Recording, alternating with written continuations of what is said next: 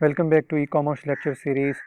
आई hope आप सब लोग खैरियत से होंगे। So first of all I would like to brush up the previous lecture. So previously we were talking about the marketing application of CRM. अगर आप लोगों ने ये स्लाइड्स नहीं देखी, लेक्चर नहीं अटेंड किया, तो ऑलरेडी प्लेलिस्ट के अंदर ये लेक्चर्स मौजूद हैं। हम लोगों ने application of marketing application of CRM देखा था कि सीआरएम हमारा सॉफ्टवेयर अगर एक फुल फ्लैश सोल्यूशन हम बना लेते हैं या बनवा लेते हैं तो वो कहाँ कहाँ पे उसकी एप्लीकेशंस होती हैं, वो कहाँ कहाँ पे यूज़ हो सकता है।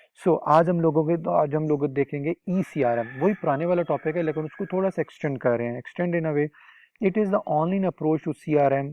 सेम अप्रोच है, सी आर एम है, बट उसके अंदर हम ई लेके आ गए हैं। मतलब वो अब ऑनलाइन हो गए। मतलब using digital communication technology to maximise the sales to the existing customers. अब डिजिटल प्लेटफॉर्म हम यूज़ कर रहे हैं ताकि हमारी सेल्स मैक्सिमम और इंक्रीज हो जाए। आपको याद है, अगेन मैं यहाँ पे जैज़ की एग्जांपल लेना कोट करूंगा। वो पहले एक सिम बेचता था। सिम के बाद फिर उसने एसएमएस पैकेज इंट्रोड्यूस करवाया, फिर इंटरनेट पैकेजेस इंट्रोड्यूस करवाए। आहिस्ता आहिस्ता वो यहाँ तक पेनिट्रेट कर गया कि उसने अपनी एक फुल फ्लेज मोबाइल एप्लीकेशन बना दी। और वो मोबाइल एप्लीकेशन के थ्रू क्या करता है, उसने कहा कि जी आप अपना बैलेंस चेक कर सकते हैं, आप अपने लिए कोई पैकेज डिज़ाइन कर सकते हैं, कोई पैकेज सब्सक्राइब करवा सकते हैं। One thing. सेकेंडली, फिर उसने आपको आपके लेन देन करने के लिए आपका जैज़ वॉलेट बना दिया, इजी पैसा बना दिया कंपनीज ने, ओमनी कैश बना दिया। सो ये है वही चीज़ उनके पास। वो कहते हैं हमारे पास ऑलरेडी सीआरएम तो चल रहा था, अब हम इसको ऑनलाइन ले जाते हैं। डिजिटल कम्युनिकेशन के जरिए हम अपनी सेल्स को और इंक्रीज करते हैं। So maximise the sales existing process and encourage the continued usage of the online services. उनको पता था अब लोग ऑनलाइन डिवाइसेस पे चले गए हैं, गैजेट्स पे चले गए हैं। So the best part is अब हम लोगों को ऑनलाइन चीज़ें ज़्यादा करनी चाहिए। और सीआरएम को जब हम किसी भी सीआरएम के अंदर डिजिटल कम्युनिकेशन इन्वॉल्व कर लेते हैं, टेक्नोलॉजीज इन्वॉल्व कर लेते हैं, तो that called E C R M. Website for the further customer development, email list quality. अच्छा, ये हम सबसे पहले ये देख लेते हैं। हम देखते हैं चैलेंज या activities of E C R M हैं कौन कौन सी। Website for the customer development, हम हमारा सी आर एम क्या करेगा, हमें हेल्प आउट करेगा हमारे कस्टमर के इंटरेस्ट के अकॉर्डिंगली, एरियाज के अकॉर्डिंगली, प्रोडक्ट के अकॉर्डिंगली, नेचर के अकॉर्डिंगली, ताकि हम प्रॉपर वेबसाइट बना सकें। Email list quality, email list quality से मुराद ये, अब ऐसा नहीं है, पहले बहुत टाइम ऐसे होता था जी आपको एक ईमेल लिस्ट आप किसी से परचेज कर रहे हैं और वो जनाब उसमें 1000 ईमेल हैं और पता चला जी कि 400 तो ईमेल उसमें वैसे ही स्पैम है। अब ऐसा नहीं है, अब आपके पास फुल फ्लेज एक सीआरएम ऑलरेडी था।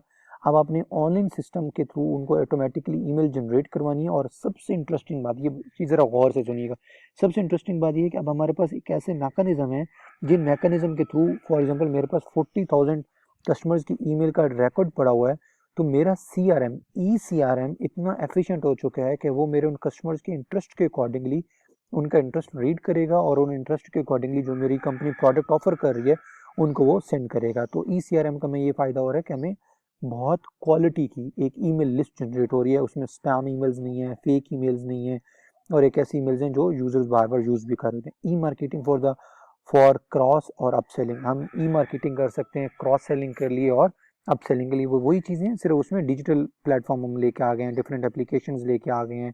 लाइक हम उसमें यूट्यूब लेके आ गए हैं, हम उसके अंदर एपिक वर्क लेके आ गए हैं, हम उसके अंदर ये डिफरेंट प्लेटफॉर्म्स हैं, हम इसके अंदर फॉर एग्जांपल सोशल मीडियाज लेके आ गए हैं। Data mining to improve the targetisation, yes हम डाटा माइनिंग करते हैं। हम देखते हैं कि अच्छा यार 1000 कस्टमर था पहले मेरे पास, उन 1000 में से 200 कस्टमर मुझे रिटेन किया, मतलब वो दोबारा मेरे पास सेल करने आया। 800 कस्टमर क्यों नहीं आया, तो हम उसको डाटा माइनिंग करेंगे, गैप एनालिसिस देखेंगे, क्या रीज़न है, कस्टमर के पास पैसा नहीं है, क्या मैंने प्रोडक्ट महंगा कर दिया, क्या कस्टमर का इंटरेस्ट चेंज हो गया, या मेरा और कोई कंपटीटर आ गया, अगर मेरा वो कंपटीटर आया तो किस बेसिस पे है। So there are a lot of question, उन तमाम क्वेश्चन का आंसर करने के लिए हमें डाटा माइनिंग के लिए ये बहुत इंप्रूव कर देते हैं हमारी online customer services facilities.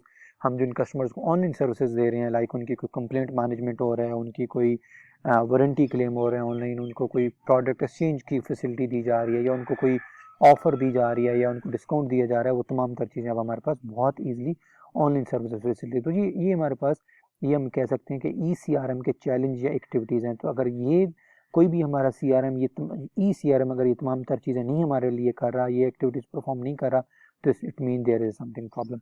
Benefits of E C R M क्या है, सी आर एम वाले बेनिफिट्स ही ई सी आर एम के होते हैं, लेकिन हम इसको देख सकते हैं, दोबारा देख लेते हैं। टारगेटिंग द मोर इफेक्टिवली, हम बहुत अभी हमने डिस्कस किया कि बहुत इफेक्टिवली हम अपने कस्टमर्स तक पहुंच जाते हैं। 100 कस्टमर्स को वो ऐड और वो कंपेन और चीज़ें दिखाने के बजाय हम सिर्फ उसी कस्टमर्स को अपनी चीज़ें दिखा रहे हैं, उन तक अपना मैसेज पहुंचा रहे हैं जो एक्चुअली उसमें इंटरेस्ट रखते हैं। Achieve the mass customisation, customisation बहुत आसान हो गई है। अब हमें पता है हमारे कस्टमर किस तरीके से हैं, हम कस्टमर्स की इंटरेस्ट के अकॉर्डिंगली कोई प्रोडक्ट ऑफर करवा सकते हैं, हम उसके लिए कुछ स्पेशल प्रोडक्ट ऑफर कर सकते हैं, हम उसको बर्थडे विश कर सकते हैं, हम उसको कोई बर्थडे का डिस्काउंट ऑफर कर सकते हैं। So there are a lot of things जिसके अंदर हमारे पास कस्टमाइजेशन का बहुत ज़्यादा आ गया, customisation of the marketing message. Depth breadth and the nature of the relationship, depth breadth and relation nature of the relationship से मुराद ये कि जिस तरह का प्रोडक्ट है, जिस तरह का कस्टमर है, जिस तरह का एरिया है, जिस तरह का उसके वैल्यूज़ हैं, हम उसके अकॉर्डिंगली अपने कस्टमर्स का इंटरेक्ट कर सकते हैं। हम हमारा कस्टमर अगर बहुत अच्छा है, बहुत ज़्यादा लॉयल है, हम उसके साथ ज़्यादा डेप्थ में जाते हैं, हम उसको ज़्यादा ऑफर दे रहे होते हैं, डिस्काउंट्स दे रहे होते हैं। और सबसे important thing is a lower cost. Lower cost से मुराद क्या है? लोअर कॉस्ट से मुराद ये है कि हमारे पास बहुत इंपॉर्टेंट है कि हमारे पास कॉस्ट बहुत कट हो गई। कॉस्ट कट होने से मुराद ये कि पॉलिसी फॉर एग्जांपल पहले हमारे पास 20 to 30 कस्टमर्स होते थे, अब हमारे पास वही कस्टमर 20 से 30 हो गए, 30 से 40 हो गए। अब हमारे पास कस्टमर इम्प्रूव होने लगे और कॉस्ट अगेन लो होती जा रही है, कॉस्ट लो होती जा रही है और कस्टमर बढ़ता जा रहा है हमारे पास। सो ये हम लोगों ने अभी देखा बेनिफिट्स ऑफ ECRM। अच्छा, अब हम देखते हैं जी कन्वर्जन मार्केटिंग क्या होता है। एक इसमें एक और टॉपिक हम डिस्कस कर लेते हैं। It means using the marketing communication to maximize conversion of the potential customer to the actual customer and the existing customer to the repeated customer। इसका मतलब ये है कि वो कहता है जी एक ऐसा मैकेनिज्म, ऐसी मार्केटिंग, ऐसी कम्युनिकेशन आप यूज करें जिसमें आप कन्वेंशनल पोटेंशियल कस्टमर्स को एक्चुअल कस्टमर में कन्वर्ट करें। सबसे पहले तो इस पॉइंट को डिस्कस कर लेते हैं। कन्वेंशनल पोटेंशियल कस्टमर्स को एक्चुअल कस्टमर से मुराद ये, अगेन मोबलिंक एक सिम बेचने वाली कंपनी थी, उसके पास पोटेंशियल कस्टमर था, लेकिन उसको पता था कि पोटेंशियल कस्टमर है, आज मेरी सिम यूज़ कर रहा है, आज मेरा चीज़ें यूज़ कर रहा है, कल को मेरी चीज़ें यूज़ ना करे तो क्या मैं इसके घर जाके अपना बंदा भेज के कोई मैसेज तो नहीं भेजूंगा? ऐसा तो नहीं है कोई इसके दरवाजे पे नॉक करेगा और कहेगा तुम मेरे पहले प्रोडक्ट यूज़ कर रहे थे, अब क्यों प्रोडक्ट नहीं यूज़ कर रहे, फीडबैक दे दो या प्लीज़ वापस आ जाओ मेरा प्रोडक्ट परचेज होने करने के लिए। सो उन्होंने सोचा कि कोई हम ऐसी कन्वर्जन मार्केटिंग ढूंढें जिससे हमारा जो ऑलरेडी कस्टमर है, ये एक और एग्जाम्पल भी कोट करते हैं। आपके एक स्टोर था, आप कहते हैं यार मेरा ऑलरेडी एक कस्टमर है जो कि लाहौर में मुझसे चीज़ें परचेज कर रहा है और ये परचेज करके मुझे चला जाता है गुजरांवाला में, ये चला जाता है साउथ पंजाब में, मैं एक होलसेल डीलर हूँ। तो यार ये ना बार बार इसको लाहौर आना पड़ता है, कल को ये किसी और होलसेल मार्केट में चला गया तो ये कस्टमर तो मेरे हाथों से चला जाएगा। तो क्यों ना मैं इसकी फैसिलिटी के लिए कोई एक ऐसा प्लेटफॉर्म बना दूँ, मैं उसे कहूँ कि भाईजान तुम मेरे ऑलरेडी पोटेंशियल कस्टमर तो हो, ये देखें आप ऑलरेडी मेरे लिए पोटेंशियल कस्टमर तो हो, लेकिन मैं अब आपको एक्चुअल कस्टमर बना लेता हूँ। वो इस तरीके से कि मैंने अब आपके लिए एक ऑनलाइन प्लेटफॉर्म बना दिया, वेबसाइट बना दी, ई-कॉमर्स स्टोर बना दिए, आप उधर बैठे अपने प्रोडक्ट का ऑर्डर दें, ठीक है, आपको बिल वगैरह सारा कुछ बन जाएगा। यहाँ से मैं आपको प्रोडक्ट जो है वो कार्गो करवा के लॉजिस्टिक के थ्रू या जिस मैकेनिज्म के थ्रू आपको डोर स्टेप तक पहुँचा दूंगा। तो जब वो आपके साथ ऑनलाइन आपका प्लेटफॉर्म यूज़ करने लग गया तो आप, इसका मतलब है आपके पास कस्टमर का डेटाबेस बिल्ड होना शुरू होगी। जब आपके पास डेटाबेस बिल्ड होना शुरू होगी तो उसका फ़ायदा क्या है कि कस्टमर कहेगा हाँ ठीक है यार, पहले मुझे मतलब एक प्रोडक्ट मिल रहा था, बहुत सारे प्रोडक्ट्स भी मिल रहे हैं और फैसिलिटीज़ भी मिल रही हैं। मोबलिंग की बात करूँ तो मोबलिंग की तरफ से ये है कि पहले यार हम वो सिर्फ सिम बेचते थे, अब और उसने बहुत सारी चीज़ें बेचना शुरू कर दी। अब तो ये है कि आप किसी कंपनी का प्रोडक्ट लेना बंद कर दें तो वो आप तक दोबारा कंपेन चलाते हैं। सो कन्वेंशनल कस्टमर्स को ऑनलाइन, ये इस डेफिनेशन को मैं और आसान कर देता हूँ, कन्वेंशनल कस्टमर्स को, वॉकिंग कस्टमर्स को अपने ऑनलाइन प्लेटफॉर्म पे लेके आ जाना एक स्टेप। दूसरा, फिर जब वो आ गया, जब वो आपका कस्टमर बन गया, फिर एग्जिस्टिंग कस्टमर्स को रिपीटेड कस्टमर में कन्वर्ट कर देना, that called the conversion marketing. Repeated customer से मुराद ये है कि उसने जब ऑनलाइन स्टोर आपका यूज़ करना शुरू कर दिया तो नेक्स्ट टाइम वो आपको 1000 100 जितने भी आइटम्स का ऑर्डर कर रहा है उसी सिस्टम के थ्रू कर रहा है, और प्लस किसी और को भी बता रहा है कि यार ये देखें इनका प्रोडक्ट बहुत अच्छा है, इनकी फीडबैक पॉलिसी बहुत अच्छी है, इनके रेट्स बहुत अच्छे हैं, डिफेक्टिव प्रोडक्ट की पॉलिसी इनकी बहुत अच्छी है, कस्टमर ये कोई प्रोडक्ट ख़राब हो जाए तो उसको फ़ौरन चेंज करवा देते हैं, so and so fourth. Conversion marketing assesses how effective marketing communication are in the conversion offline audience to the site visitor। सबसे पहली बात है कि आप इसके अंदर ऑफलाइन ऑडियंस को कोई ऐसा मैकेनिज्म करते हैं कि आपकी साइट विजिट पे आ जाए। फॉर एग्जांपल ये एक ऐसा कस्टमर था जो कि आपकी साउथ पंजाब से लाहौर के अंदर होलसेल सामान लेने अगर आता था, तो अब आपने उसको क्या कर दिया, वो एक ऑफलाइन कस्टमर था, जब वो सामान लेके चला जाता था तो आपके लिए वो ऑफलाइन कस्टमर बन जाता था, लेकिन आपने उसको कोई ऐसा प्लेटफॉर्म प्रोवाइड कर दिया कि आपके वो साइट विजिट करने आ गया, आपका प्लेटफॉर्म विजिट करने आ गया। Site visitor engagement for from home page, for example अब आपके पास वो साइट विजिट तो उसने कर ली, नो आप पे डिपेंड करता है साइट विजिटर को आप एंगेज कितना कर रहे हो। आपके प्लेटफॉर्म पे वो कस्टमर आ गया, आपके होम पेज तक तो आ गया, क्या आप उसको एक्चुअल प्रोडक्ट्स तक लेके जा रहे हो? क्या वो आपके एक प्रोडक्ट से दूसरे प्रोडक्ट के इवन पेज को भी विजिट कर रहा है कि नहीं कर रहा? आपने बहुत सारी वेबसाइट देखी होंगी, हम उनके होम पेज तक तो चले जाते हैं, हम आगे जाना ही नहीं पसंद करते। वो वेबसाइट इतनी कॉम्प्लेक्स होती है, ये इतनी मजे की नहीं होती। सो साइट विजिटर एंगेजमेंट से मुराद ये कि एक ऑफलाइन को आप अपनी साइट पे ले आए। अब नेक्स्ट चैलेंज है उस साइट से आपने उसको एंगेज कितना रखना है, मैक्सिमम कितना देर वो आपकी वेबसाइट से अपने प्लेटफॉर्म से एंगेज रहा। Engage site visitor to the prospect. Prospect से मुराद ये कि आपके वो प्रोडक्ट जब वो देख रहा था तो कितनी देर उसने देखी, आपके प्रोस्पेक्ट से कितनी देर वो अटैच रहा, आपके प्रोडक्ट को उसने कितना लाइकिंग या डिसलाइकिंग की। देन है जी प्रोस्पेक्ट्स टू द कस्टमर। अच्छा, जब वो, अब यहाँ से मैं दोबारा रिपीट कर दूँ, ऑफलाइन कस्टमर था, किसी तरीके से आप उसको साइट पे लेके आए। साइट पे आने के बाद, साइट के बाद क्या आप उसको कितनी देर आपने उसको एंगेज रखा कि उसने आपके प्रोडक्ट का पेज देखना शुरू कर दिया।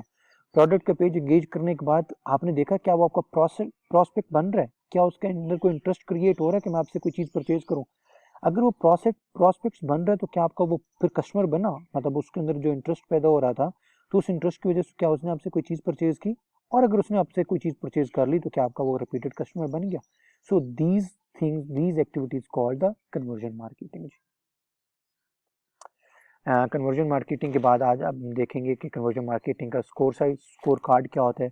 Allocation, size of the visitor base, visitor acquisition cost and the visitor advertisement revenue. मतलब अट्रैक्शन से मुराद ये कि स्कोर कार्ड से मुराद ये है कि आप हमें अपने size of the visitor base देखनी है। मतलब आपने ये आइडेंटिफाई करना है स्कोर कार्ड के ऊपर, आपने अट्रैक्शन उसकी मार्क करनी है। आपने ये देखना है कि मैंने कितने पैसे खर्च किए और मुझे कितने लोग मेरे इस वेबसाइट के ऊपर आए, कितने विजिटर मुझे बने।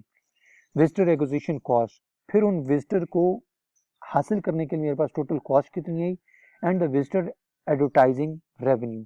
इन विजिटर्स को मेंटेन रखने के लिए फिर मैंने जो पैसा खर्च किया अपने एडवर्टाइजमेंट पे वो कितना खर्च आया।